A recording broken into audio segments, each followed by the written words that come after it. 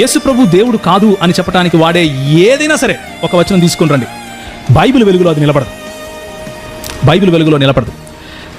యేసు ప్రభువు తండ్రి, కుమార, పరిశుద్ధాత్మలు ఒకరికొకరు నిత్యము సమానులు, నిత్యము సమాన స్థాయి కలిగిన వారు, నిత్యము సమానమైనటువంటి ప్రేమను కలిగిన వారు. Think about it. జస్ట్ ఒక మాట ఆలోచించండి. దేవుడు ఏమై ఉన్నాడు? 4వ అధ్యాయం 1 యోహాను ఏమంటున్నాడు? దేవుడు ఏమై ఉన్నాడు? ప్రేమాస్వరూపి. ఒంటరి వాడు ఎలా ప్రేమిస్తాడో చెప్పండి నాకు. ఎవరిని ప్రేమిస్తాడు?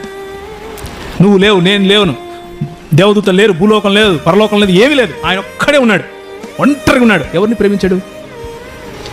ఎవరిని ప్రేమించాడు సార్? మరి ఆయన ప్రేమాస్వరూపి ఎలా అవుతాడు? తనంతట తను ప్రేమించుకోవచ్చు, తప్పులేదు. దాన్ని ఎలా వ్యక్తపరిచాడు అంటే, ఆయన వ్యక్తపరచాలి అంటే ఇంకొకరు ఉండాలి కదా.